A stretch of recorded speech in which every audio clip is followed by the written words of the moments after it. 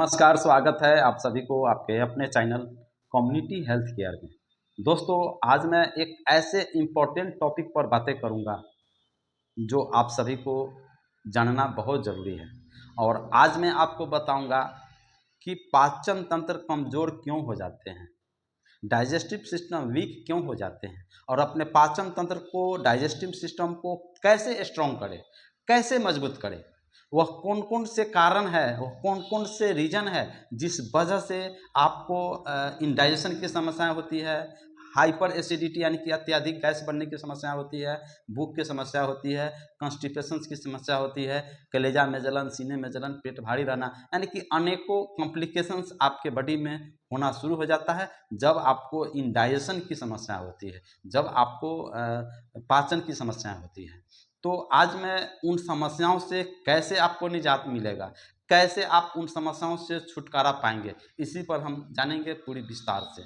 तो दोस्तों, पहला होता है आपका जो खान पान है, आपका जो लाइफ स्टाइल है, आपका जो जीवन शैली है, वो पहले के तुलना में काफ़ी भिन्न हो गया है। लोग का फिजिकल एक्टिविटीज़ काफ़ी कम गया है। लोग चलना नहीं चाहते हैं, एक्सरसाइज करना नहीं चाहते हैं और भाग दौड़ के ज़िंदगी में वह जीते हैं और स्ट्रेस में रहते हैं। यह सब फैक्टर तो है ही, और भी कई एक फैक्टर है जिस वजह से इंडाइजेशन की समस्याएं होती है, जिसमें नंबर 1 है, पहले हम जानते हैं कि वह कौन से समस्याएं हैं जिसके वजह से पेट में गैस बनता है और इंडाइजेशन की समस्या होता है और आपका पाचन तंत्र कमजोर होता है। इसमें पहला होता है सलाइवा।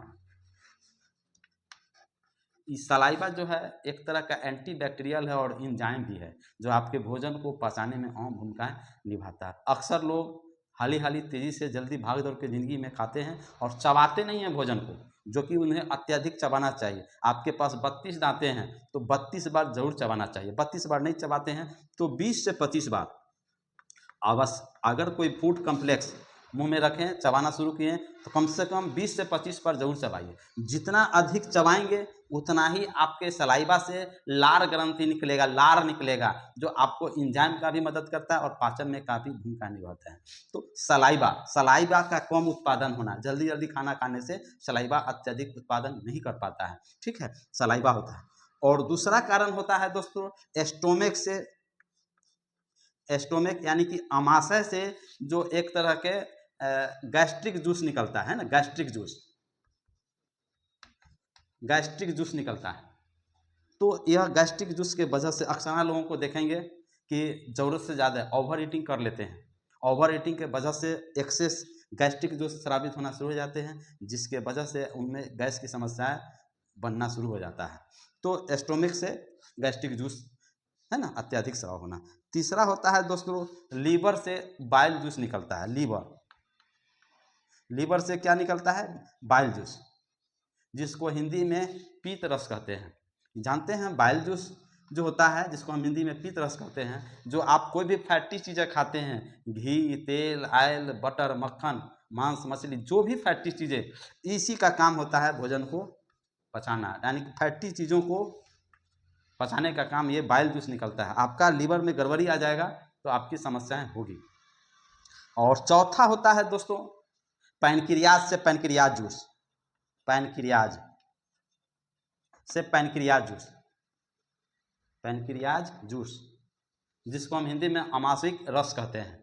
तो ये चार जो ऐसा सिस्टम है, अगर यह डिसफंक्शंस हो जाए, पूरी तरह से काम नहीं करे, जिस वजह से आपको इंडाइजेशन की समस्या होना, एसिडिटी की समस्या होना यानी गैस बनना, कब्जियत की समस्याएं होना, है ना, अनेकों समस्याएं आपको होता है जब ये चार चीज़ें डिस्फंक्शंस हो जाता है। और यह डिस्फंक्शंस कौन करता है? हम करते हैं और आप करता है, हमारा बॉडी नहीं करता है, हमारे और आपके लापरवाही की वजह से होता है। मैं बताऊंगा वह कौन कौन से लापरवाही है, और आज इस वीडियो में यह जान लीजिए कि इससे छुटकारा कैसे आपको मिलेगा, क्योंकि आज 80% लोग इन समस्याओं से परेशान हैं। और ऐसे में बहुत सारी दवाइयाँ खाते हैं, एंटासिड खाते हैं, है ना, जाइम खाते हैं, लीवर की दवाई खाते हैं, कॉन्स्टिपेशन की दवाई खाते रहते हैं, लेकिन इन चीज़ों पर लोग गौर नहीं करते हैं, इन चीज़ों को नज़रअंदाज कर देते हैं, जिस वजह से समस्याएं उनमें होती हैं। तो दोस्तों, जब यह डिस्फंक्शन हो जाता है, डिस्फंक्शन होने के बाद आपका जो बॉडी है, वह आपका जो पेट है, वह पाचन पूरी तरह से नहीं करता है। ऐसे में आप एंटासिड लेना शुरू करते हैं। एंटासिड एंटासिड में जैसे कि डाइजिन सिरप हो गया, मुकेन जेल सिरप हो गया, अल्डेल सिरप हो गया, बहुत सारी कंपनियां एंटासिड बनाती है जो कि एसिडिटी को न्यूट्रलाइज करने में मदद मिलता है, यानी कि आपके गैस को बाहर निकालने में, न्यूट्रलाइज करने में उसको मदद करता है। एंटासिड खाते हैं बहुत सारे लोग हैं, जाइम खाते हैं बहुत सारे लोग हैं, लीवर की दवाई खाते हैं। तो जैसे ही अगर आप एंटासिड, जाइम, लीवर की दवाइयाँ, दोस्तों मैं चिन्ह पढ़ा हूँ लेकिन आप समझिए, है ना, एंटासिड हो गया, जाइम हो गया, लिख देता हूँ, लीवर की दवाई हो गया, और आप गैस ये कब्जियत को दूर करने के लिए पार्गेटिव ड्रग्स, लैक्सिलेटिव ड्रग्स जैसे ग्लूकोफ्लेक्स गोली खाना, लैक्सिल सिरप पीना, है ना, क्रीमाफिन प्लस खाना, सप्टोभैक लेना, मिल्क ऑफ मैग्नीशिया लेना, या फिर पेट सफा है ना, ये बहुत सारी दवाइयाँ हैं जो कब्ज को दूर करने के लिए खाए जाते हैं। जैसे ही आप इन सब दवाइयों को खाएंगे क्या होगा, आपका धीरे धीरे आपका डाइजेस्टिव सिस्टम कमज़ोर हो जाएगा, है ना। आपका जो डाइजेस्टिव सिस्टम है, आपका जो पाचन तंत्र है ना, डाइजेस्टिव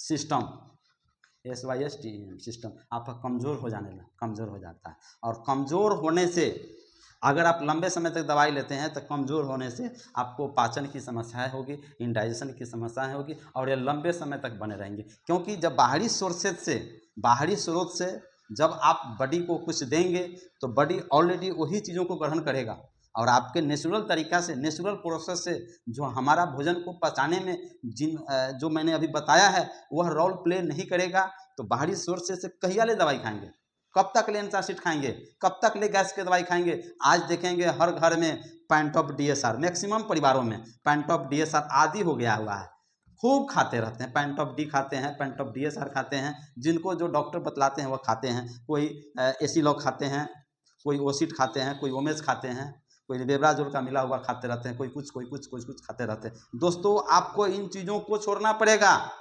खाते खाते आपके पैसे खर्च हो जाएंगे लेकिन आपकी समस्याएं दूर नहीं होगी। लेकिन वह दूर कैसे होगी उसी पर तो मैं आपसे बीच आया हूं बात करने के लिए। और दोस्तों मैं आपसे कहूँगा कि अगर आप मेरे चैनल में नए हैं या फिर पहली बार मेरे चैनल से जुड़े हैं तो प्लीज़ लाइक ज़रूर करें, सब्सक्राइब करें, और वीडियो अच्छा लगे तो आप कमेंट्स करके बताएं यह वीडियो आपको कैसे अच्छा लगा, क्या सचमुच में आपने इस वीडियो के माध्यम से नई चीज़ों की जानकारियाँ आपको मिली है। कमेंट्स में ज़रूर लिखें, क्योंकि आपका कमेंट्स हमारे लिए काफ़ी इंपॉर्टेंट होता है, उससे हमें हौसला अफजाई होता है, और काफ़ी मेहनत करने के बाद मैं आपके बीच आता हूँ। तो ये जो लंबे समय से जो आप इंडाइजेशन की समस्याओं को दूर करने के लिए जाइम से लेकर के बहुत सारी दवाइयाँ खाते हैं, उससे आपको छुटकारा भी मिलेगी। तो जब इंडाइजेशन की समस्याएं होती है, यानी कि पाचन की समस्याएं होती है, भोजन पाचन की समस्याएं होती है, तो ऐसे में आपको समस्या क्या होता है, गैस बनता है ना, एसिडिटी, हाइपर एसिडिटी, अत्यधिक एसिडिटी बनता है, कब्ज की समस्याएं होती हैं, जो आपको डॉक्टर्स आपको इन समस्याओं को दूर करने के लिए दवाइयाँ लिखते हैं और आप दवाई खाते रहते हैं। इससे छुटकारा कैसे मिलेगा, आपका जो डाइजेशन सिस्टम डिसफंक्शन हो गया है, यानी प्रॉपर काम नहीं कर रहा है, तो कैसे काम करेगा। तो नंबर 1 आज छुटकारा पाने का तरीका बतला रहा हूँ, जो आप लोग आज से नोट कर लें। नंबर 1 है, खाना जब भी खाएं तो पहले तो आप जान लीजिए कि अनहेल्दी डाइट नहीं लीजिए। अनहेल्दी डाइट सबसे बड़ा कॉजेज है, कारण है। अनहेल्दी डाइट का मतलब होता है अस्वस्थ भोजन, अस्वस्थ भोजन, उसको कहा जाता है अनहेल्दी डाइट। अब अस्वस्थ भोजन कौन होता है आपके मनों में आएगा, यानी कि आपका अनहेल्दी डाइट अक्सर हाँ आज की युवा पीढ़ी देखेंगे घर का बना हुआ खाना कम खाना पसंद करते हैं, ज़्यादा नहीं खाते हैं। और जो बाहरी स्रोत है, जैसे अगर आप लंबे समय तक और रेगुलर वे में अगर आप बर्गर खाते हैं, पिज्ज़ा लेते हैं, मोमोज खाते हैं, जंक फूड लेते हैं, फास्ट फूड लेते हैं, पैकिंग्स आइटम लेते हैं, मैदा की बनी हुई चीज़ों खाते हैं, मिठाइयाँ खाते हैं, है ना, और भी बहुत सारे आइटम्स है, फ्रिज का बनी हुई आइटम खाते हैं, मिठाइयाँ खाते हैं। तो इन सब चीज़ों को अगर आप लंबे समय तक लेंगे, साल 6 महीना, साल 2 साल 3 साल, अक्सर हाँ बच्चे लोग लेते हैं, तो आपको यह समस्याएं होगी। यही आपको अनहेल्दी डाइट होता है, जिसको हम हिंदी में अस्वस्थ भोजन करते हैं। हाँ आप खाएं, खाने के लिए बना है, मैं माना किसी को नहीं करूँगा कि आप नहीं खाएं, लेकिन आप कोई फंक्शन है खाइए, कोई ऐसा आपके परिवार में कोई कार्यक्रम रखा गया है ना, या फिर शादी विवाह में जाते हैं, मौका मिलता है खाइए, लेकिन उसका आदी नहीं होइए और उसको रेगुलर वे में यूज नहीं कीजिए। क्योंकि मुंह को तो अच्छा लगता ही है, लेकिन पेट कहता है यार तुम क्या दे दिया हमें, बहुत यह सब कच्चा होता है, अच्छा चीज़ें नहीं है, मुंह को टेस्टी लेकिन आपके शरीर के लिए उतना ही हानिकारक। तो आप इन चीज़ों से आपको बचना पड़ेगा, तभी आप स्वस्थ रहेंगे। और हेल्थ कहावत है कि स्वास्थ्य ही धन है, स्वास्थ्य ही संपत्ति है, स्वास्थ्य से बढ़ के कोई पैसा धन नहीं है। हाँ, यह बात सही है कि पैसा नहीं रहेंगे तो आपका इलाज नहीं होगा, आप मर जाएंगे। पैसे नहीं रहेंगे तो खाना नहीं खाएंगे, पैसे नहीं रहेंगे तो आपका जो परिवार में जो खर्च है वो कहाँ से कर पाएंगे। पैसा तो जरूरी है जिंदा रहने के लिए, अपने कुछ करने के लिए पैसा तो चाहिए ही। तो पैसा सबों को ज़रूरत है, लेकिन इसका मतलब यह नहीं है कि आप अनहेल्दी डाइट ले लें, गलत चीज़ों में आप खाना खाएं तो आप बीमार पड़ जाएं। मेरा कहने का उद्देश्य है कि अनहेल्दी डाइट से बचना चाहिए और स्वस्थ भोजन से बचना चाहिए। चलिए हम जानते हैं छुटकारा के बारे में। तो नंबर 1, खाना, भोजन, खाना।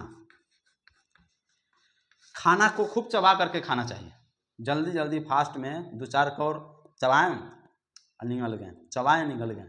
फास्ट नहीं खाना है दोस्तों, तेज़ी से नहीं खाना है, आराम से खाना है। खाना खाते समय किसी से बातें नहीं करना है, खाना खाते समय लैपटॉप से नहीं जुड़ना है, खाना खाते समय टीवी नहीं देखना है, खाना खाते समय मोबाइल नहीं देखना है, यानी कि स्क्रीन से नहीं जुड़ना है। आप खाना पहले खा लीजिए ना, आपका माइंड उधर कॉन्सेंट्रेट रहता है तो आप फटाफट फटाफट खा लेते हैं और आपका जो है ऐसे करते रहते हैं।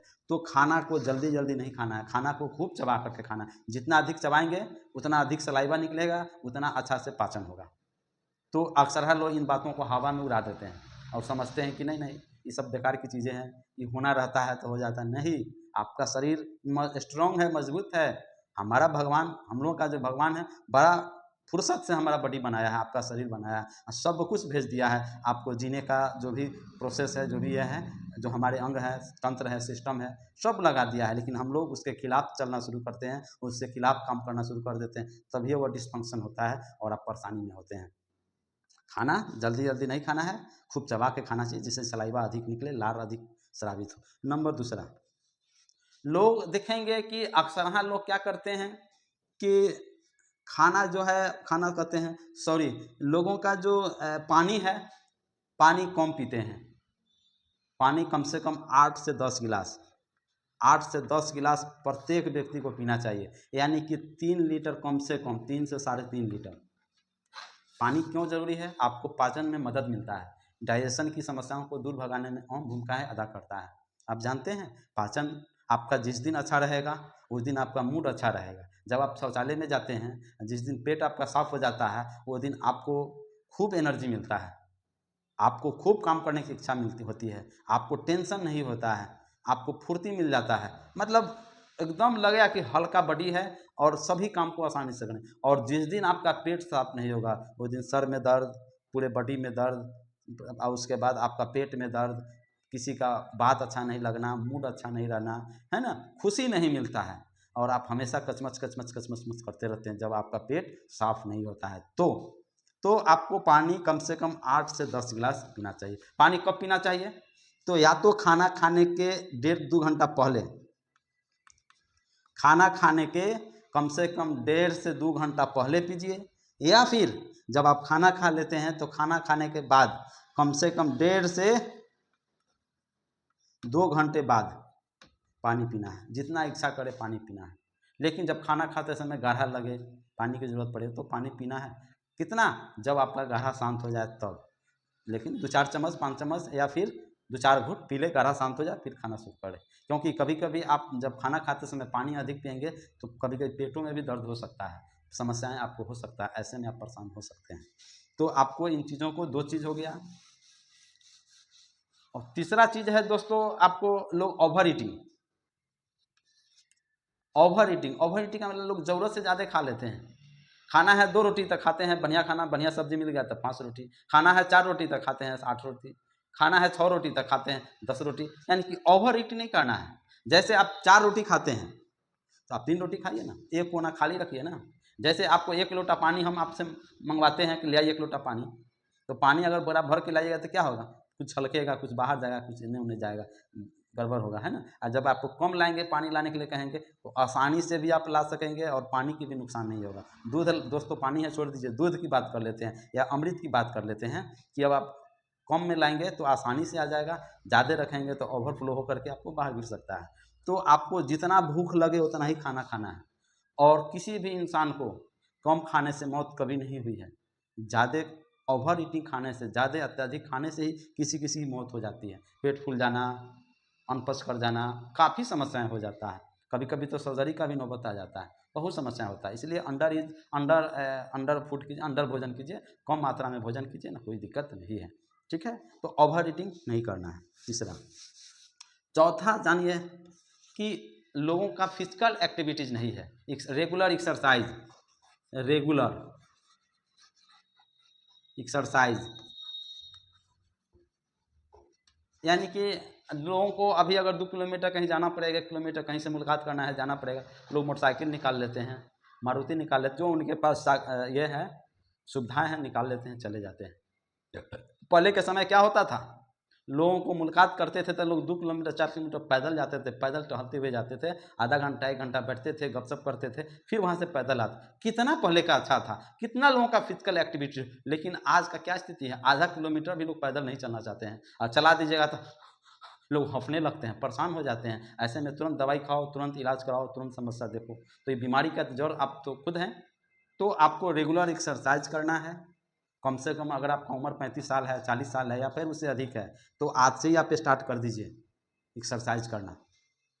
ठीक है, जैसे आपको साइकिल चलाना नहीं, अगर आप चल सकते हैं तो 5 किलोमीटर सुबह में साइकिल चला लीजिए। अगर आपके घर से ऑफिस की दूरी अगर 3 किलोमीटर है, 2 किलोमीटर है, पैदल ही जाइए।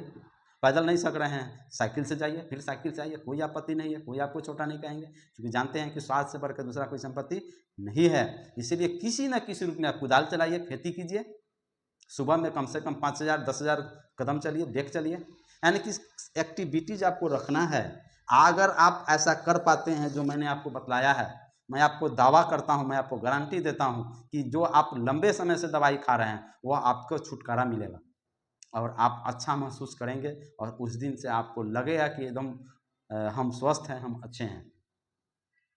ये था दोस्तों, और भी कई एक चीज़ें हैं तो मैं अगले वीडियो में बताऊंगा। तो 4 चीज़ों के बारे में मैंने बताया है, और उसकी कैसे सुधार होगी, छुटकारा कैसे मिलेगा, उस पर भी मैंने बताया है। बहुत सारे घरेलू नुस्खे हैं, बहुत सारी दवाइयाँ हैं, हेमोपैथी को आयुर्वेद हो, एलोपैथ में दवाइयाँ हैं। दवाइयाँ तो खाना पड़ेगा, जब बीमार पड़ेंगे डॉक्टर से दिखाना ही पड़ेगा। लेकिन अगर आप फिट हैं, दवाई नहीं खा रहे हैं, अगर सिर्फ गैस की दवाई खा रहे हैं, एंटासिड खा रहे हैं, बहुत सारी ऐसे छोटा मोटा दवाई किसी लोकल दुकान से खा रहे हैं, तो उसे आप मत खाइए। उसको आज के आज, अभी के अभी आप बंद कर दीजिए। हेल्थ इशू हो तो पेशेवर चिकित्सक से दिखाएं, अल्ट्रासाउंड कराएं, जांचें कराएं, पता चलेगा कि और भी कोई अन्य समस्या तो नहीं है। अगर वह समस्या होगी तो उसका निदान निकाला जाएगा। लेकिन इन चीज़ों को आपको आज से ही रेगुलर कर देना है, जो मैंने आपको बताया है। दोस्तों, वीडियो कैसा लगा कमेंट्स करके ज़रूर बताएं कि हमारा वीडियो आपको कैसा लगा। अच्छा लगता है सचमुच में तो प्लीज़ लाइक करें, सब्सक्राइब करें, और वीडियो को अधिक से अधिक शेयर करें। मेरा उद्देश्य है आम पब्लिक को, आम जनता को स्वस्थ कैसे रहें, उस पर मैं हेल्थ टिप्स आपको देता हूं और लोगों को बताने का काम करता हूं। तो आप लोग स्वस्थ रहे, ऐसी हम कामना करते हैं। जय हिंद, जय भारत।